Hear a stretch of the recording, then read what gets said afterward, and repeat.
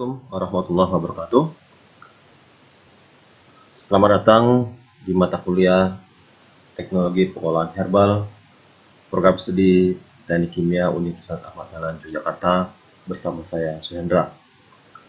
Seperti kita ketahui, mata kuliah kita ini adalah mata kuliah Teknologi Pengolahan Herbal. Intinya adalah pada bagaimana mengolah bahan-bahan herbal. Sebagai contoh, bagaimana mengolah bahan herbal yang bersumber dari bahan bakunya adalah glycosida plant atau glycoside plant atau tanaman glikosida. Sebagai contoh khusus di sini, setelah Anda melihat tayangan sebelumnya adalah produksi stevia. Stevia dikenal sebagai pemanis alam untuk mengurangi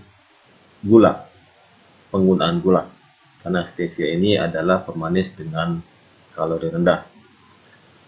Saya langsung masuk pada topik bahasan. Seperti halnya pengolahan herbal sebelumnya, maka tanaman yang berasal dari stevia ini, tanaman bahan baku stevia ini kita cacah, kita sortir, kita kecilkan ukurannya, kemudian diekstraksi. Seperti kita pahami dari sifat dari glycosida plant itu sendiri, dia bisa larut dengan air dan temperatur tinggi, tetapi tetap sifat-sifat bahan glikosidanya tidak tereduksi. Dalam hal ini stevia diekstraksi dengan air panas, kemudian ampasnya disaring atau dipisahkan, kemudian ekstrak dari ekstraksi ini, proses ekstraksi dengan air panas ini kemudian dilanjutkan dengan elektrokoagulasi. Sekali lagi, awalnya diekstraksi dengan air panas, kemudian dipisahkan ampasnya, dan kemudian ekstraknya dikoagulasi atau dipisahkan dengan metode elektrokoagulasi. Elektrokoagulasi adalah pemisahan dari bahan baku stevianya itu atau bahan stevianya dengan koagulan atau penggumpal lainnya, seperti contohnya protein, contohnya adalah wax atau lilin, bahan-bahan lilin yang ada biasa terdapat di tumbuhan, kemudian juga emulsi minyak yang masih ada, kemudian bahan-bahan lain yang bisa mengurangi kualitas dari stevia ini. Nah, bahan-bahan yang menggumpal tersebut kemudian dipisahkan dengan filtrasi tekan atau press filtration. Dipisahkan dengan filtrasi dengan filter press. Kalau elektrokoagulasi prinsipnya adalah dengan menggunakan arus listrik voltase tinggi, arus listrik bervoltase. Sedangkan filtrasi adalah dengan konsep yang filtrasi biasa. Artinya padatan akan terpisah dengan cairannya.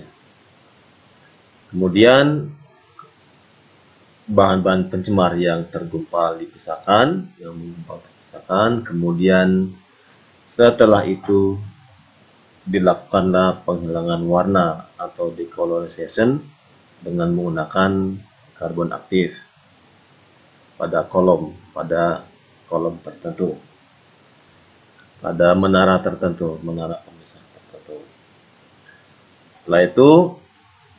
Setelah decolorization, kemudian dilakukan proses desalination menggunakan cation exchange column. Tujuannya adalah mereduksi atau menghilangkan garam-garam yang ada pada larutan tersebut.